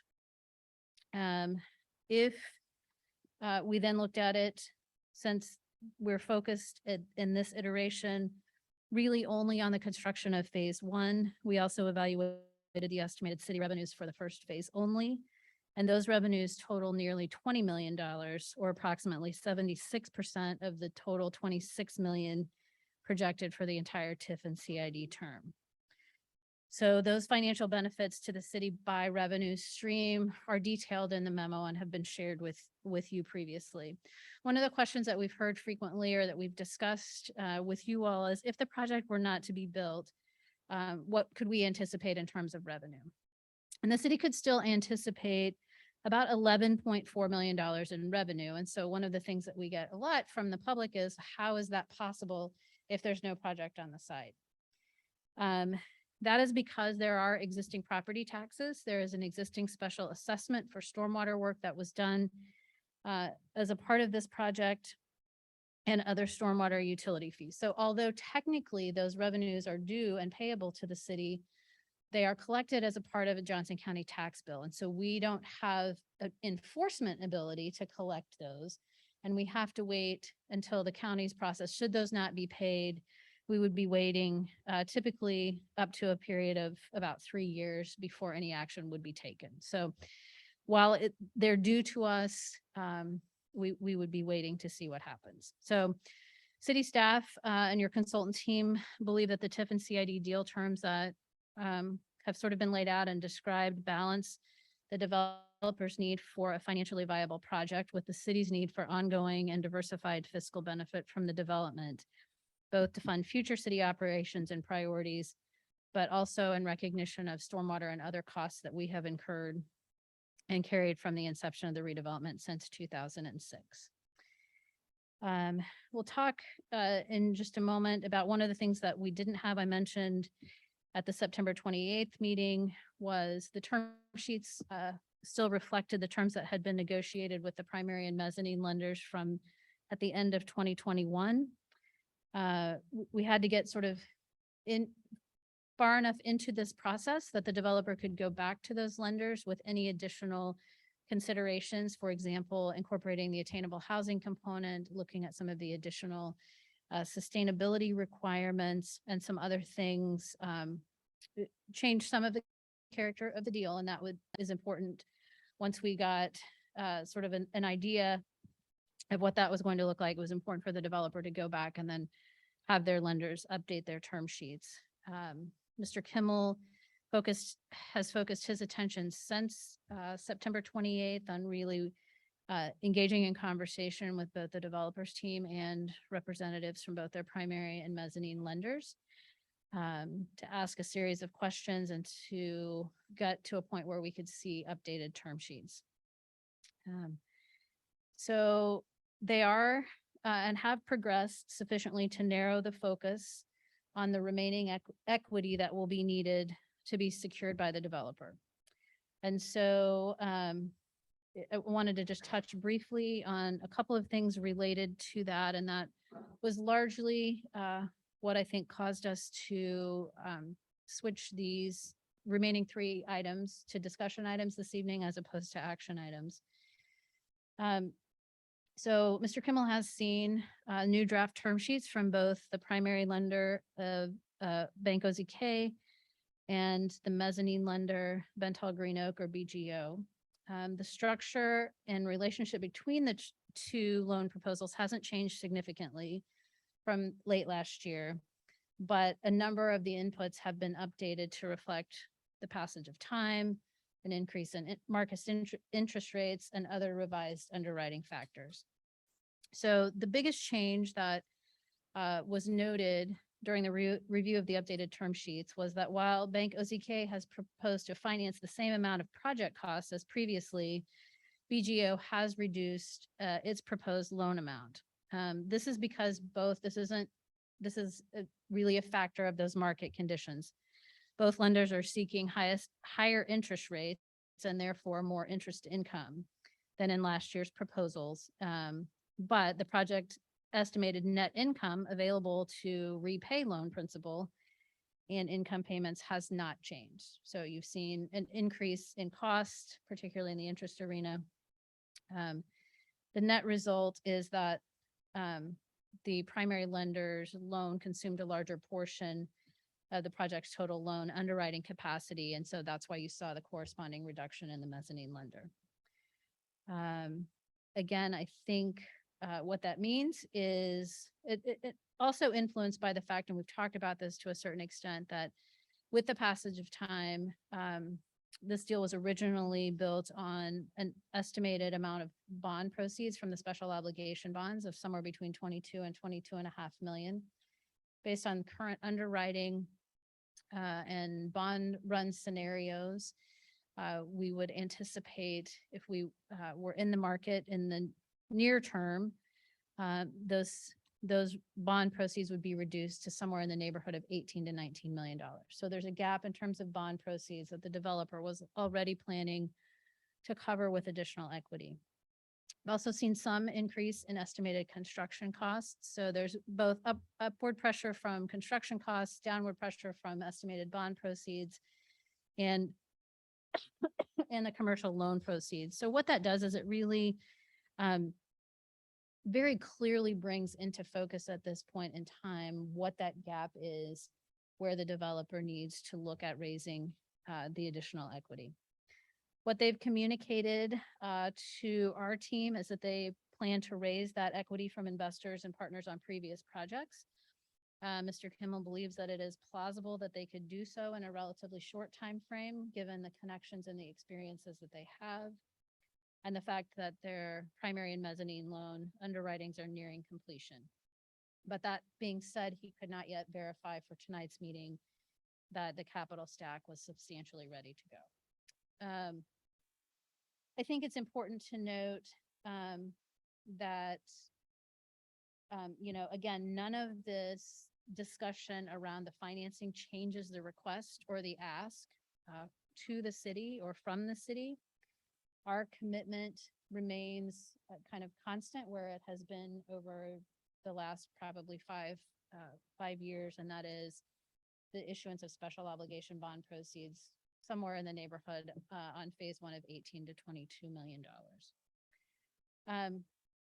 Mr. Kimmel did note that he believes that the development agreement, which we'll move on to here shortly, that has been negotiated between the city staff team and the developer at this point, again, based on the direction and priorities that we heard from the council, does promote and protect the city's interest, especially as it relates to attainable housing, sustainability, and performance guarantee requirements that are new to this latest iteration of the redevelopment agreement.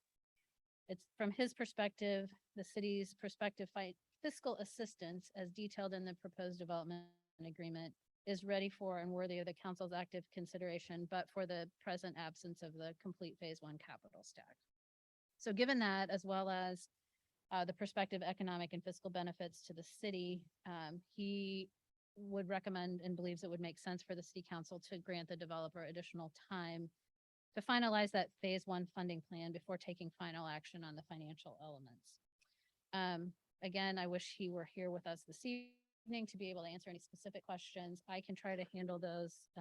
Mr. Heaven is probably much more articulate and better equipped to answer questions as we have that. But before we move into that, I did want to just kind of touch on the terms of the redevelopment agreement. That's been an area of focus and interest over the last particularly probably 2.5 months. Just as a reminder, the redevelopment agreement is the document that is used to capture all of the terms of the deal as agreed to by the city and the developer. So we look at that as the contract to move this forward. So again, as I mentioned earlier, even with a TIF district in place and a community improvement district in place, without an approved and active redevelopment agreement, there is nothing being provided specifically to the developer with respect to those incentives. So it will address, among other things, project budget, project schedule, obligations of the developer and the city, the process for certifying eligible and reimbursing TIF and CID expenses, requirements for transfer or sale of the property, and events of default and remedy should things not proceed according to schedule. I did want to just touch on a couple of highlights. We've talked about the property sales and transient guest tax splits. The redevelopment agreement does contain a commitment to maintain 10% of the total residential units as attainable housing at 60% of area median income for the full 20-year TIF term. That's a piece, again, that was added following the presentation in February. And then a commitment to achieve and maintain Green Globe certification for Synergy and the office building and the hotel, and to obtain the National Green Building System certification for the residential and small shop retail. Additionally, as we've moved through the negotiations in the redevelopment agreement, the council has expressed a desire for an escrow of some sort from the developer. I want to be very clear that it's not a performance escrow that guarantees completion of the project. But I think this council, it was very important to look at provisions in this redevelopment agreement that had not necessarily existed in previous versions, that again would serve as additional incentive or additional protections for and of the city's interests. So we have tried to be creative in meeting the council's goals and objectives without, again, unnecessarily adding a financial burden to the project or jeopardizing the tax exempt status of the bonds. That was another factor that we needed to consider. And so in the draft redevelopment agreement, the developer has agreed to the following in response to the request for $3 million of escrowed funds associated with phase one.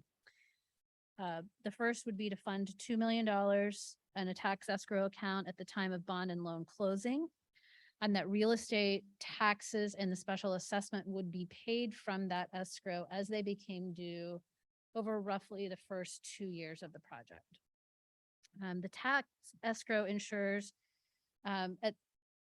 once the Synergy building is completed and open, the developer has another plan in their financial model to flip over and pay taxes from a different source.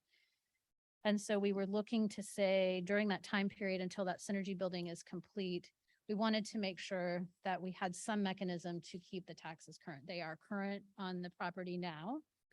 But this would allow us again to make sure that we are collecting those taxes and special assessments that are due to us. The second piece of that is the developer would fund a separate escrow with $1 million, again, at the time of bond or loan closing. This represents a portion of the overall developer's fees anticipated to be earned and paid during phase one construction.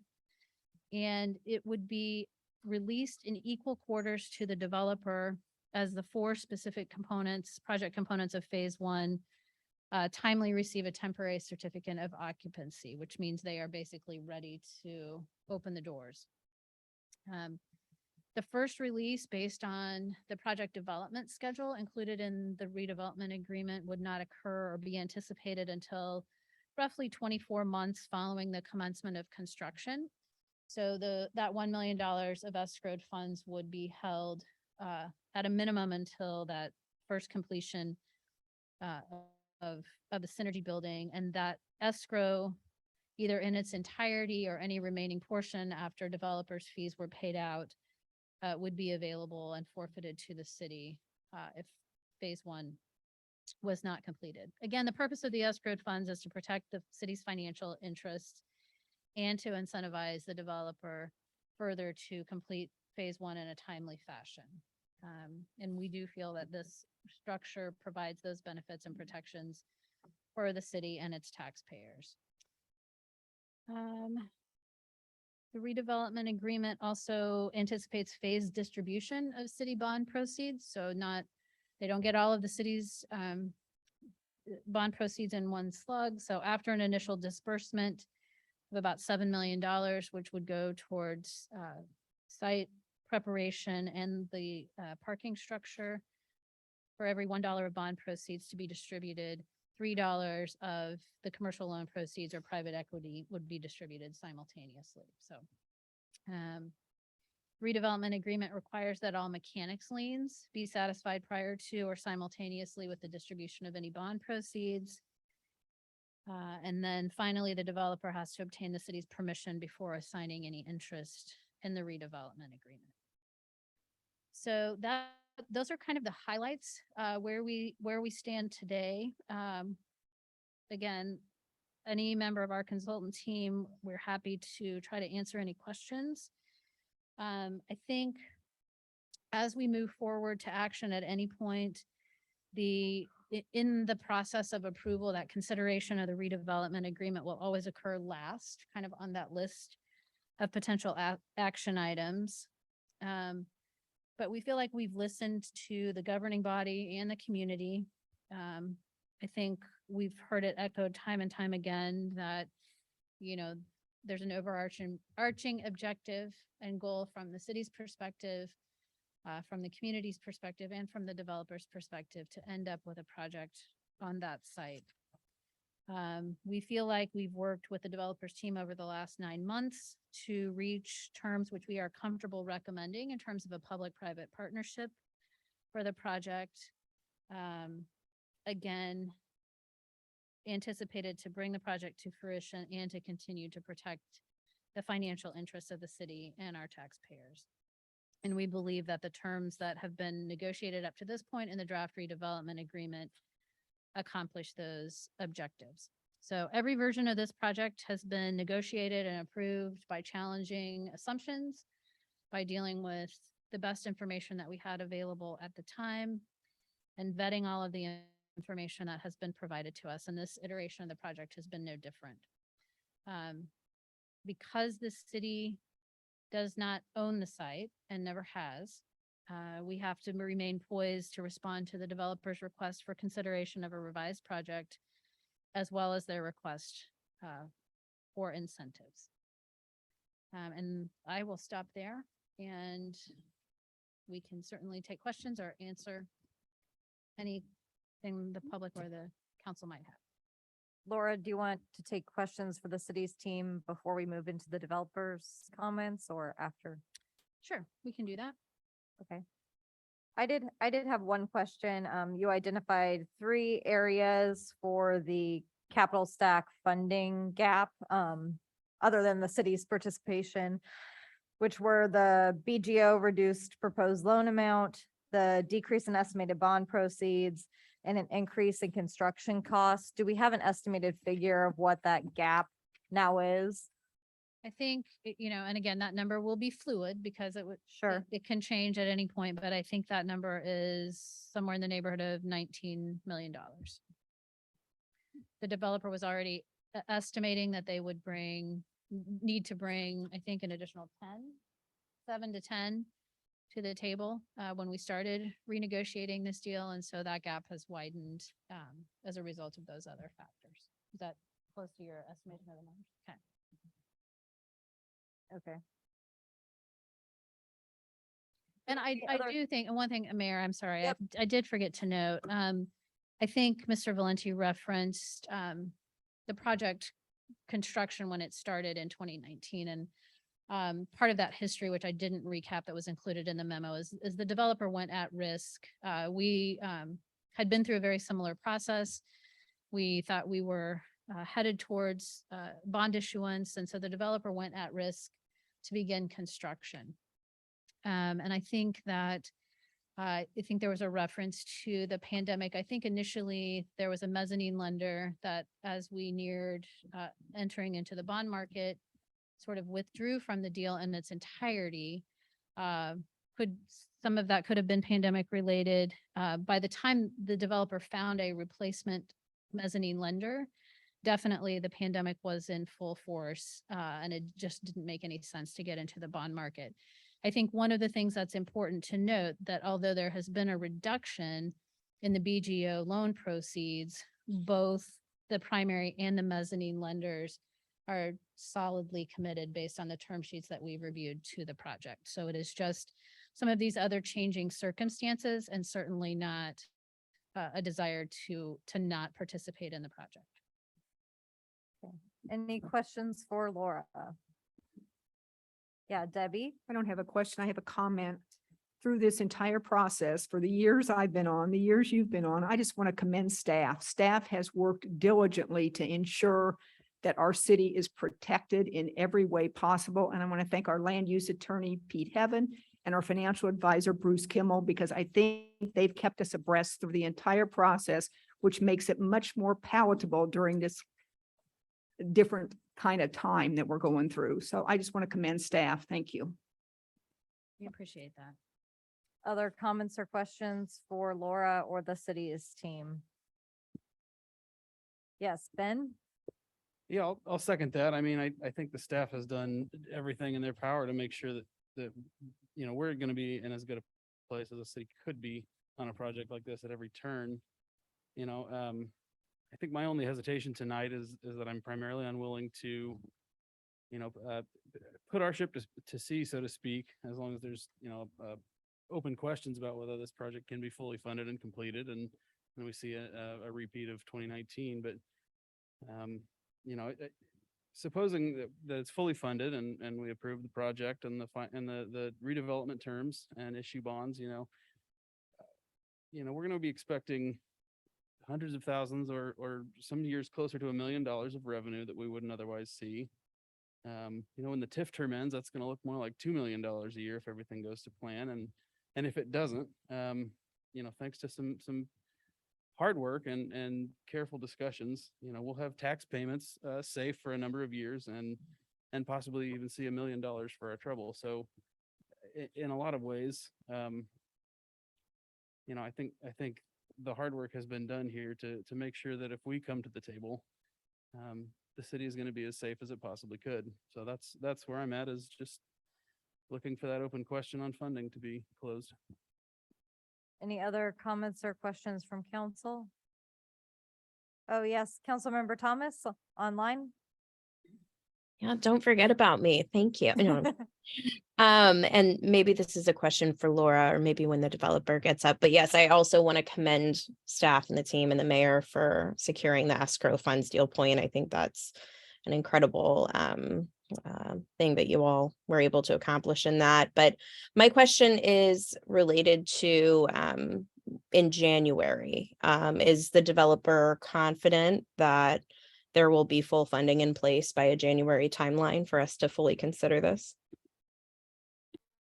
Yeah, I think we can hold that for the developer team and see if we have any additional questions for Laura. Yeah, Ken?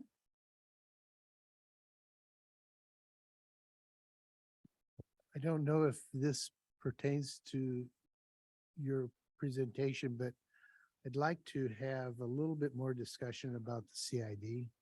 I don't know if this is the appropriate time to have that discussion in terms of the impact if we do not approve the raising of the CID to 2% sales tax as opposed to the 1% that's been part of the existing CID.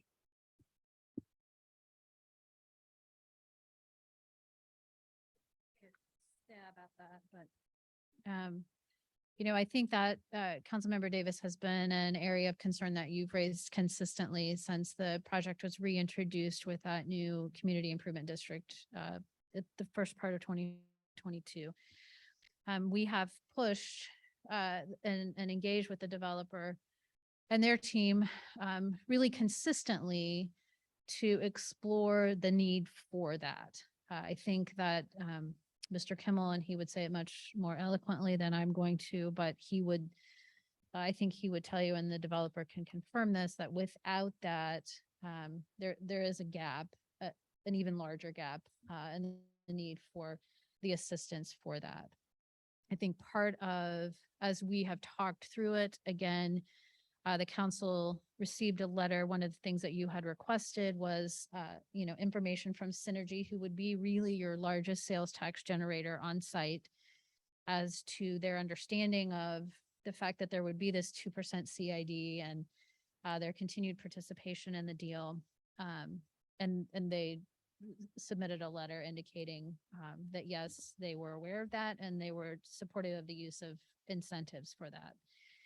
I think that what we've heard in some cases is when you look at what sales tax would be charged for within the site, there's not, even though with the food tax rolling back in Kansas and, in coming years, not what I would consider to be necessities that people will be going to this project to purchase. And so the funding is more discretionary.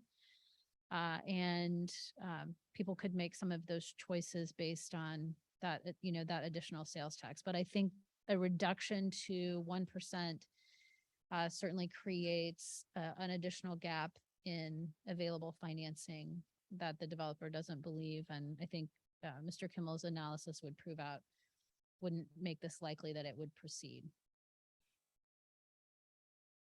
Do we know what the magnitude of that gap is increased? I don't, but we can certainly get that information and share that.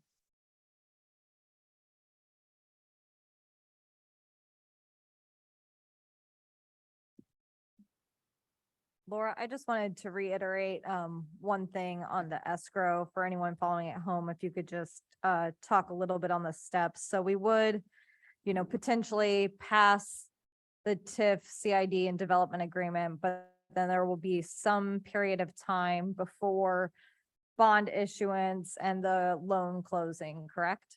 Correct. And during that period of time, the escrow will not be funded, correct? Correct. So there isn't an additional protection if something would fall apart in that stage. But once we get to that bond stage, we would have that additional $3 million worth of escrow. Yes. Any other questions for Laura? Or should we bring our developer team back up? All right, thanks, Laura. Matt and team.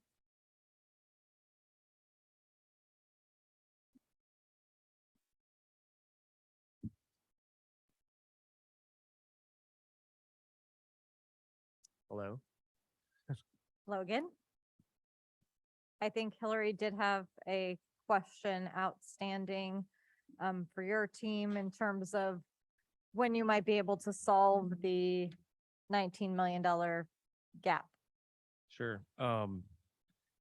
As most of you know, we got the updated BGO term sheet back just last week. So obviously the gap has grown, and I think we're hopeful that we can fill that gap by January, but it's going to be a big lift between now and then, especially with all the holidays.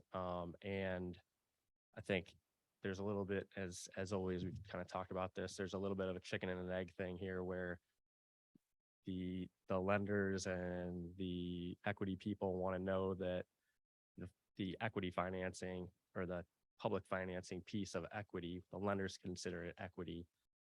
So that TIF financing, that they want to know that that's in place before they're going to come to the table. I think we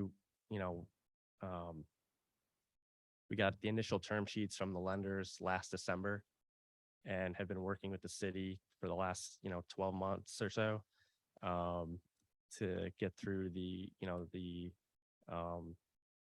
development agreement, the affordable housing, the sustainability, the different, the performance guarantee, all these things that the city would like to see as part of the project. And I think we've come to an agreement on all of those things. But through that passage of time, obviously, the updated term sheets are showing a much larger gap. As Laura said, I think we were last December, we were anticipating a maybe $7 million gap at the most that we would have to fill. And then, even just seeing the rise in costs, really the rise in costs really took place before that. So the rise in costs really led up to the initial term sheets being issued in December. The passage of time since that has really been an interest rate raise that's really affected these new term sheets. So I think that, we're going to do our best to try and pull together that remaining equity gap by January. But it's going to be a heavy lift, especially not having, the TIF and the CID in hand to be able to show those investors. Okay. Matt, I did just want to make one comment along those facts. I think, I understand you're conveying a chicken and the egg situation, but I think, we've been communicating as a council and staff team since at least late summer, if not before that, our comfort level in this project would be dependent on the financing and the financing situation of the developer team and lenders and, that side of the capital stack. And so, I think what we're looking for, with the understanding that there always will be some degree of uncertainty or something can happen, is, as much confidence that we can get in that full capital stack. And so, now that we have the clarity on the primary and the mezz lender still being committed to the project, but the updated terms with the equity gap now nearly double, we need to see from you all, your plan to solve for that Sure. before the TIF CID vote. I mean, at least that would be my position. Mhm. And I think that's consistent with the terms that have been laid out in the negotiated development agreement and the representations and warranties that would have to be made by your team, prior to signing that agreement, that the financing is in fact in place. And I think this has tied up our city team for the past however many 9 months, 10 months now since the deal came back. And so I think, I'm committed to the certainty of that January date and that you've got to give us your best by that time. Yeah, I think I was more pointing to the TIF and CID ordinance and not the development agreement, so that you could show an investor that the plan is there to publicly finance the project and that the city retains the right to vote on the development agreement at a later time to actually put it into action. Sure. Yeah, and I'm saying, at least for me personally, and I think this was, conveyed already by Councilmember Chosi, is that, regardless of the chicken and the egg and other situations, that I've got to have that confidence, to be able to view this project favorably come vote time. Mhm. Any other comments or questions for Matt or his team? All right. Seeing none, anything further from you, Matt? Thank you. Thank you. That will then conclude our special meeting agenda for this evening. Based on the information provided from our financial advisor, it would seem reasonable to provide the developer with additional time to continue to secure the remaining equity for the project. Therefore, I've requested that these discussion items be calendared as action items for our regular January 18th, 2023 council legislative meeting. Before we adjourn tonight, I want to share with the public that the video from this meeting will be available through a link on our website, missionks.org. There being no further action necessary, I would entertain a motion to adjourn. So moved. Second. Motion and a second. All those in favor say aye. We are adjourned.